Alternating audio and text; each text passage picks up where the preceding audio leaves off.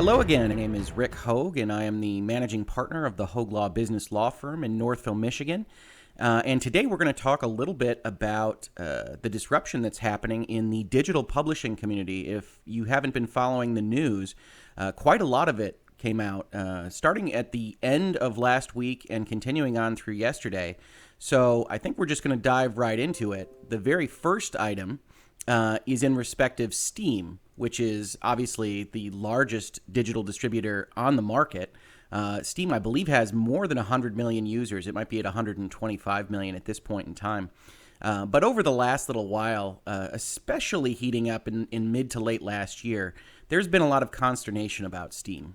When Steam started, it had a very flat kind of business model in which developers set a price for their games, and 70 cents of every dollar on that price went to the developers, and 30 cents of every dollar went to Steam. And Steam gets that money, presumably, for providing the services that are necessary for the content delivery. You upload the project into Steam, and Steam gets it distributed out to everybody that wants to pay money for it. And as a distributor, they take a cut. And a cut is very normal for these kinds of relationships. They are providing a service of some kind, and they take a certain amount of money for it. But where people had started complaining is that Steam was seen as essentially maybe becoming a little bit derelict in the responsibilities that it has, which is to curate the store, to make sure that if you put a game up there, it's discoverable by at least the very people that would be interested in your game in particular, that customer service is supported, potentially that reviews are sorted out, and these issues have only been growing and growing and growing from the developer side of things in terms of Steam falling down on the job a little bit. And so in that light, over the last 6 to 12 months, Steam had been coming under fire for not doing enough and for taking too much money for not doing enough. And so it was known that Steam was evaluating what they were going to do with developers and what they were going to do with their agreement. And late Friday night, November 30th, last week, they came out with this statement on their Steamworks development blog that talks about what they have decided to do. So let's just read a little bit of this here. They say, "Today we updated the Steam distribution agreement with several important changes. Actual authority members can review all the terms and details with their next login to Steamworks, but we wanted to highlight a few of the additions in this note." And then here comes the justification for what they're about to say. "The value of a large network like Steam has many benefits that are contributed to and shared by all the participants. Finding the right balance to reflect those contributions is a tricky but important factor in a well-functioning network. It's always been apparent that successful games and their large audiences have a material impact on those network effects. So making sure Steam recognizes and continues to be an attractive platform for those games is an important goal for all participants in the network." So we're going to get to the terms a little bit, and you can read ahead if you like. But what is that paragraph saying? It's a little bit lawyery. It's a little bit obfuscatory. But what you're really seeing there in that paragraph is an explanation for why what you're about to read seems to benefit the already popular publishers, the EAs, the Ubisofts, the Activisions of the world, because the indies that are reading this blog, and when I say indie, I don't necessarily mean they don't have a publishing contract. I just mean that they have a smaller base of support and that they're smaller revenue developers, that these folks look at something like what is about to be shared by the Valve team as not helping them at all. So what you're about to see is Valve being a little bit crafty about how they're describing what they're doing. So they say, "With that in mind, we've crafted new revenue share tiers for games that hit certain revenue levels, starting from October 1st, 2018, so in arrears to the past month. When a game makes over 10 million on Steam, the revenue share for that application will adjust to 75-25. So as we talked about, right now it's 70-30 across the board. Valve gets developers get 70 cents on the dollar, Valve gets 30 cents. Developers that make more than $10 million on Steam will get 5% more for their revenues after $10 million. At $50 million, the revenue share will adjust to 80-20, so they'll get another 5% if they can get to the $50 million level. Revenue includes game packages, DLC, in-game sales, and community marketplace game fees. Our hope is this change will reward the positive network effects generated by developers of big games, further aligning their interests with Steam and the community." So again, what they're saying here is we've got 125 million users.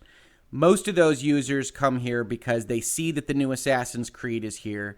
They see that the new Big Game X is here. And so we need to start rewarding those people that help bring the users in, because although you might not realize it, smaller developers and indies, you're getting the kind of washover effect of these people being in our ecosystem. That because Assassin's Creed is in our game store, they might see your littler game and spend the $10 or $15 on your game because of this ecosystem that we've created. That's what they mean by positive network effects. But as you can imagine, this came with a little bit of surprise, that there's absolutely no baseline dollar-for-dollar benefit to the indies right now, to the smaller developers of any kind, not just independent developers. And so when Steam announced this, there were a lot of questions that were raised and that I had when it was announced. One of which is from a marketing standpoint, you never release an announcement on a Friday night unless you really want to bury it. You really don't want people to reflect on it that much. You don't really want people to see it. Essentially, you don't really want people reporting on it on a weekday. So you put it on a Friday night. You say, hey, this does exactly what you wanted it to do. We've improved our network. Everybody's going to be happy. And then the people that really look at it and say, well, you've given more money to the EAs and the Activisions of the world, but not to me necessarily. So how am I benefiting? And I might have a real problem with this. There's not a real good answer for that. They try to say, well, we were bringing in the people, and so you're going to make more money. But I think that's going to wind up being a pretty negative take from most people that are looking at this. And we can see this reflected in some of the other stories that have come out as of late. So in October of 2018, and this is a good long story from Polygon about what is happening with Steam, and they interviewed a number of developers about what their concerns are. You can dive in here and you can see some of the concerns that I've just detailed. But one of the things that's really happening that I think is going to be exacerbated by Steam's new publishing contract is this notion of the rich getting richer and Steam really favoring the big instead of the little. And to some extent, you expect that. You expect companies to go where the money is and to try to advantage those people that are bringing them the most money. And that's fair. There's some fairness there that Valve looks at this and says, well, this mountain of money over here needs to get more support, and so we're going to give it to them. But in the same breath, while any given small developer or any given small game is not making them all this money, in the aggregate, they are making a ton of money on all the small developers that are putting games into Steam and into their ecosystem.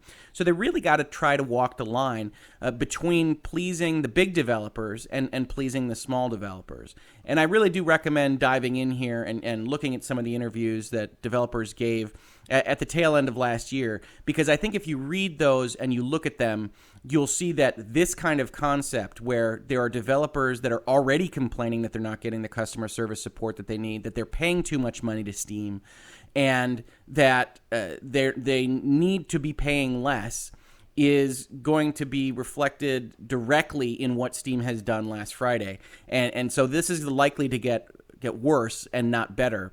And in that context, we start looking at what Steam was really doing here. And what Steam was really doing here, and what Valve, as the company that runs Steam, was really doing here, was they were trying to protect their ecosystem from what they see as kind of these existential threats.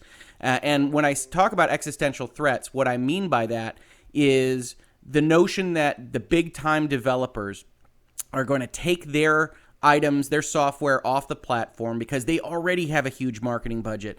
That, yes, people come and flock to Assassin's Creed, or they flock to Fallout and Fallout 76. So why are those positive network effects accruing only to Valve and to Steam when it's our marketing, when it's our branding, when it's our value that is bringing those people to the table? So what you're seeing right now is you're seeing Activision and Blizzard put Destiny 2 on Battle.net and put Call of Duty 4 on Battle.net and not on Steam. And you're seeing Bethesda say, we want to directly serve our players, so we're going to put Fallout 76, which, it has its own issues as of late, but we're going to put it on our own system so that we can serve players, but also so that we're not paying a cut of whatever fees we make over to Valve, who maybe is doing something, maybe is doing nothing. So Valve looks at this and says, okay, these folks have decided that there is value in their going out and figuring this out on their own, but we have an existing content delivery network. We have an existing base of 125 million users, and so we can give them a better cut without cutting into our bottom line too much, and we need to start enticing these people to stay with us and to come back. But of course, one of the biggest games of the year, one of the biggest games culturally in many, many years that is not on Steam because it's on its own service is a little number called Fortnite. And so Fortnite, if any of you aren't aware, is one of the biggest cultural phenomenons in the country, and I think in the world at this point, with my kids at elementary school doing the floss and doing Fortnite dances, both at school and at church, and everybody I know from kids to adults being able to talk about Fortnite to some extent. And Fortnite has made a lot of money. They've done it by avoiding loot boxes and by having straight line purchases in their store at exorbitant prices for me, but at prices that people are willing to pay, by sticking to aesthetics, and by having a cartoony graphic style that some don't like, but that I personally think really makes the game vastly more approachable for parents, and that killing or tagging with guns, as Fortnite makes it look, is more acceptable if it's all cartoony and looks a little bit like water pistols shooting at each other. So those are the reasons that Fortnite is successful, but it continues to be successful with its live team licenses, with its Marvel tie-ins and things of that nature. And what it has meant is that Epic, which has already been well positioned with their Unreal store and with their Unreal Engine licensing to a vast number of developers in the industry, has a war chest of money. They have an absolute ton of money, and what they've decided to do with it is they have decided to disrupt the entire digital video game ecosystem. And so Steam announcing their 70-30 flat plan until $10 million last Friday clearly was the impetus behind Epic deciding to announce their own game store yesterday. And there is a lot to take in here. There is a lot to discuss. And certainly what we're about to discuss, the effects of this are not going to be felt for some time, and it's a little bit unclear what those effects will entirely be, except that they are very likely to start driving down some of the publisher shares in the entire industry, and for the most part, that's going to be a benefit to everybody. So let's take a look at what Epic announced yesterday. For the past 5 years, we've been building tools enabling Epic to bring our games directly to players. We built the Epic Games launcher on PC and Mac featuring Fortnite and Unreal Engine. We built a worldwide digital commerce ecosystem supporting dozens of payment methods, and we gained great economies of scale thanks to Fortnite's growth. And if you aren't familiar with the term economies of scale, it essentially means when you buy in bulk, when you do a lot of something, the unit cost of that something goes down. If you can compare it to your own life, if you buy just one roll of toilet paper, it's significantly more expensive than if you buy the 48 pack at the Costco or what have you. And that's an economy of scale. If you do a lot of something, you can take the variable cost, you can take the unit costs down. And what they're saying is Fortnite has been so popular, so explosively popular, that they're able to take their variable costs, they're able to take their unit costs and really lower them to their lowest mark. As developers ourselves, we wanted two things: a store with fair economics and a direct relationship with players. And we've heard that many of you want this too. Soon we'll launch the Epic Game Store and begin a long journey to advance the cause of all developers. The store will launch with a hand-curated set of games on PC and Mac. Then it will open up more broadly to other games and to Android and other open platforms throughout 2019.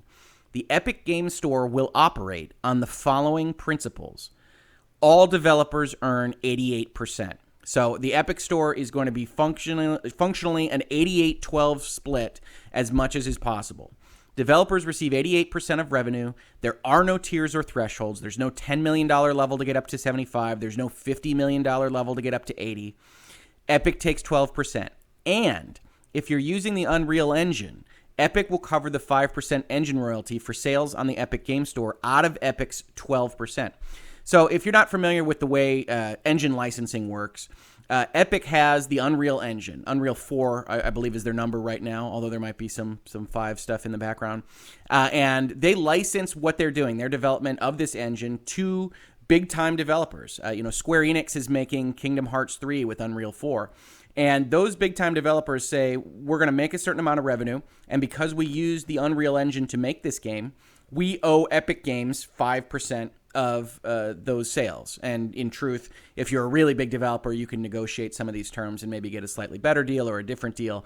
But the 5% is important. And as you can imagine, when you're talking about potentially millions and millions of dollars, especially for these big developers, getting that 5% for free is a huge deal to the bottom line. So while this hasn't been discussed a lot in the various articles that I've seen on the Epic Games Store being announced yesterday, that 5% for free, quote unquote, on the Epic Games Store is a big, big deal, because not only does it encourage people to sell on the Epic Games Store, it also encourages developers to start with Unreal instead of potentially a competing engine or even an in-house engine. And that helps get Epic's name, Epic's branding, Epic's products into their ecosystem, the developers' ecosystem, even better. So this is not just a better deal for developers, it's also Epic making sure that developers know, according to Epic, that Unreal Engine is the best, most cost-effective engine to use for their development, and everybody should be using it, which is a boon to Epic. On top of this 88-12, which is the big headline item, they also want people to have a direct relationship with players. They say they're going to have essentially a curated news feed that's going to automatically populate with the games that people buy on the Epic Games Store, which sounds neat, but not kind of game-breaking. And then a really interesting one here, connect with creators. YouTube content creators, Twitch streamers, bloggers, and others are at the leading edge of game discovery. Yes, the term influencers, which is a term I don't love, but is one that's used a lot in the industry, describes these folks. The 10,000-strong Epic Games Support a Creator program helps you reach creators so they can help you reach players. If you opt to participate, creators who refer players to buy your game will receive a share of the revenue that you set. To jumpstart the creator economy, Epic will cover the first 5% of creator revenue sharing for the first 2 years of the program. So here you've got Epic saying, we're going to help work directly with kind of the new economy of games media, which is YouTubers and streamers and people that are involved with directly advertising by playing the games that they make. And certainly Epic has a lot of experience with these folks with Fortnite. And they're going to say, okay, you can directly get money for people that buy the game that you're sharing with people from your stream. And yes, the developers have to pay for that, but even though the developers have to pay for that at the outset, Epic's going to give a little 5% sweetener, a little booster to that for the first 2 years. Again, because when you're looking at things from a business perspective, Epic's most important goal in the initial 2-year period is going to be to break the Steam entrenchment, to break the 125 million, to get enough people looking at the Epic Store, remembering that the Epic Store exists, to get the Epic Store up and running and to become a viable competitor with Steam. The Ubisoft Store, to some extent Battle.net, the Discord store. The biggest problem with coming after an entrenched market leader is breaking that entrenchment, getting people to remember that your store as an alternative exists. And the things that will help with that are sweetening it for influencers, getting developers more money up front, potentially encouraging developers to keep their prices low compared to Steam prices, and going from there. Other things that they have here, developers control their game pages. As a developer, you control your game page and your news feed. I'm not as familiar with the controls that Steam places on their developer game pages, but this seems like a direct response to perhaps some Steam controls that are not always welcome from developers. They want all engines on the service. It's not limited to Unreal, although you do get those savings from the Unreal license fee. And what they say at the end is, when you succeed, we succeed. We've built this store and its economic model so that Epic's interests are aligned with your interests. Because of the high volume of Fortnite transactions, we can process store payments, serve bandwidth, and support customers very efficiently. From Epic's 12% store fee, we'll have a profitable business we'll grow and reinvest in for years to come. That last line is important because one of the things you look at when you see a market and you say, okay, the market standard is 70-30 split. If you come in swinging with an 88-12 split, is this a loss leader for you? Are you looking at this and trying to break steam by essentially losing money for a period of time? And what Epic's trying to say here is that 88-12 isn't illusory. It's not something that we're doing just for a small period of time because we want to break steam and we want to own this market for ourselves. It's in fact profitable for us to do it this way. And we see in the answers that the CEO of Epic, Tim Sweeney, gave to Game Informer the other day, we see a little bit about this math that they've put in place. So the important part here is this paragraph right here. And I do recommend, again, looking at this article, and I will link to these articles all in the descriptions for this video. But this question here talks about how did they get to this number and is it sustainable for Epic? So they said, while running Fortnite, we learned a lot about the cost of running a digital store on PC. The math is quite simple. We pay around 2.5% to 3.5% for payment processing for major payment methods. So this is the money that goes to Visa or MasterCard or the other credit card holders. Out of every transaction, Epic has to pay 2 or 3% to those credit card folks. Less than 1.5% for CDN costs. So that's content delivery. That's what we think of when we say, okay, they've got servers, they've got the pipes that hook up to the internet that get the game from their computers down to my computers. They say it's about 1.5% of whatever the sales price for the game is. That's what they spend on costs to actually deliver the thing to you. And between 1% and 2% for variable operating and customer support costs. So variable costs being here, if we have enough volume, we need to increase certain things, whether that's more employees, more services, changing our technology, more servers. That's the variable operating and customer support costs that go with operating the company. They say fixed costs of developing and supporting the platform become negligible at a large scale. Fixed costs being the things that don't change depending on whether they're selling one game or whether they're selling a million games. They say at the higher levels, as long as they can reach some kind of critical mass, which I would imagine isn't as high as one might think, they can negate that cost, that it's such a small item on their budget that they don't really need to worry about it.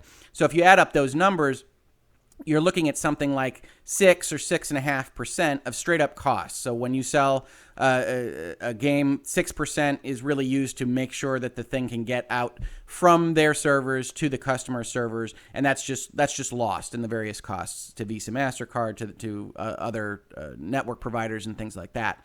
And so they say when they take their 12%, they're taking essentially something like a 6% margin on the sale, and that's very good for most industries, and that they can live on that. They can live on that 6%. They can make a lot of money on that 6%, and they call out Steam a little bit. They say in our analysis, stores charging 30% are marking up their costs by 300 to 400%.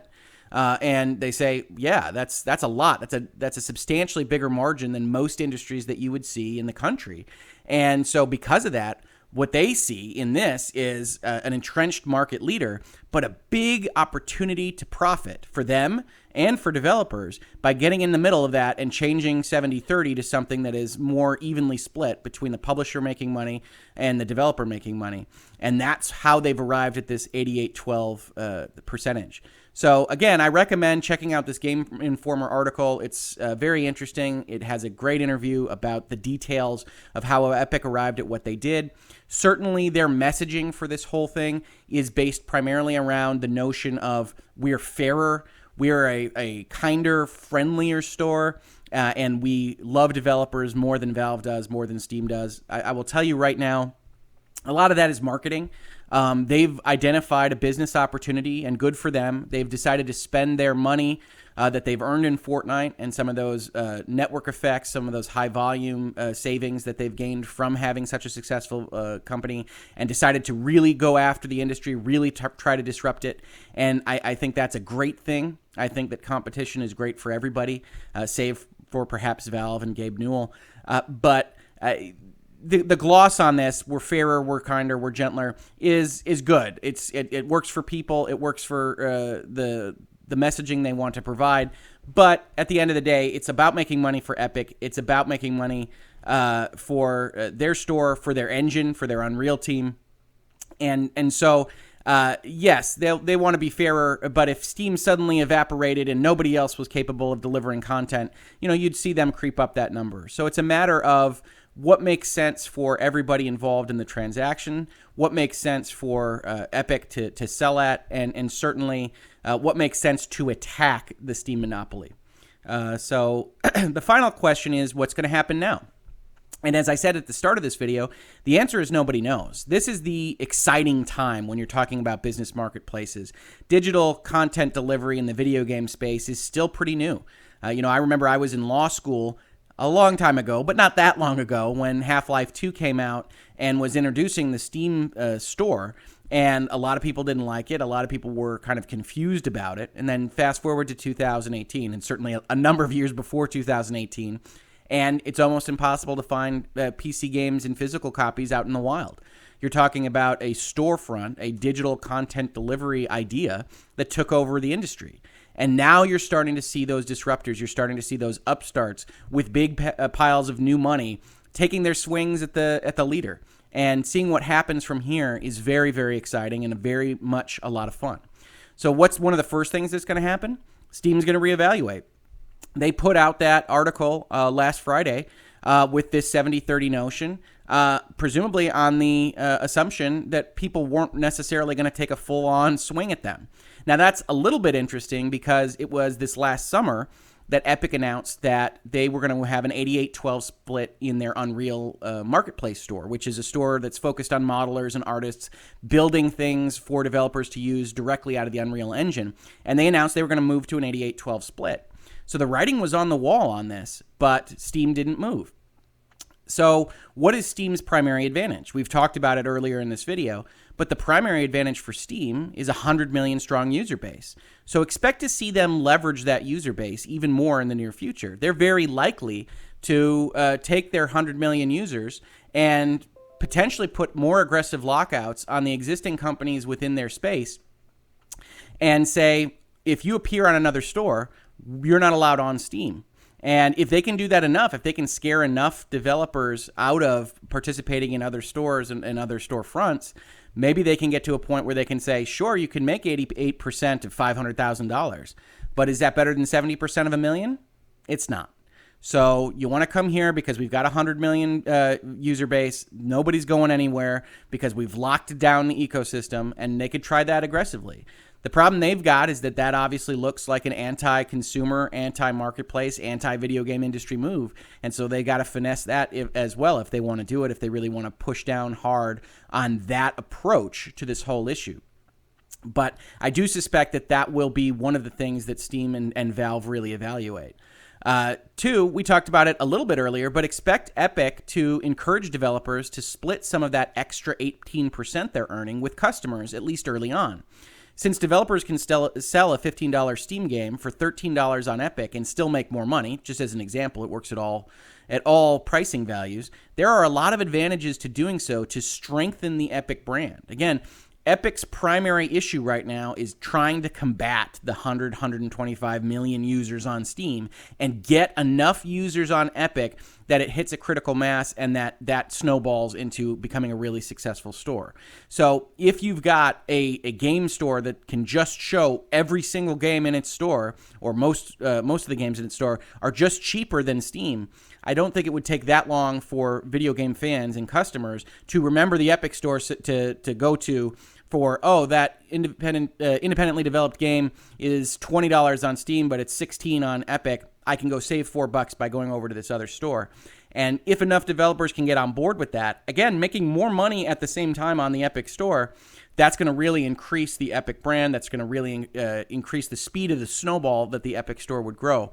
Of course, any given developer will be leaving money on the table with any given discount, so Epic will need to help shepherd and encourage the process in order to get developers on board, make sure everybody's rowing in the same direction, because the developers certainly make more money if the Epic model takes off, even if Steam later adopts the model, which we'll talk about.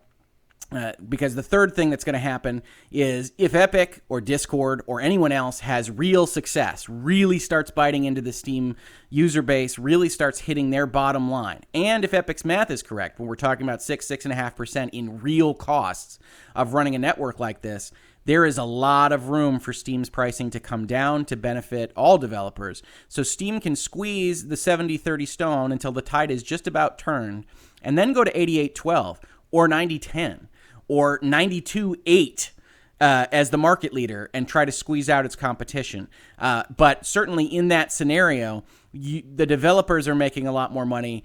Almost certainly at least a portion of that savings is passed on to the customers, and all of the people in the industry are benefited with the exception of very specifically Valve.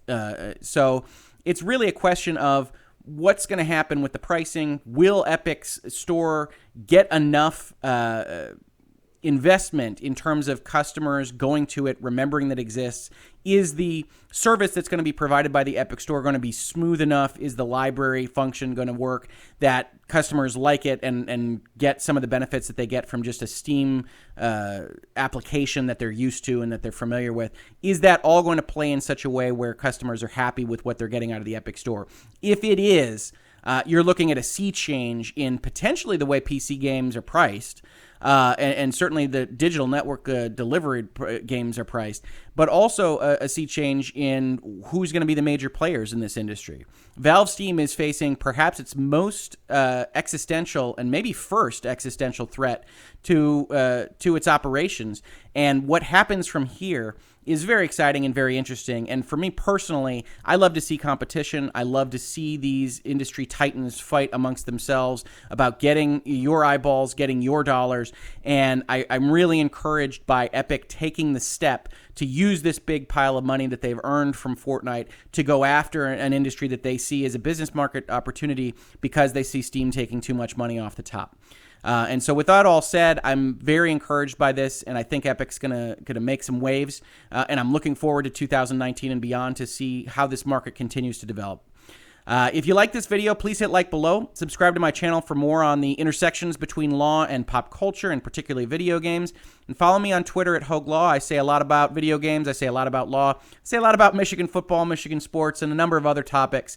But if you're at all interested in these kinds of things, I highly recommend it. It's a good follow, I think. So thanks for watching.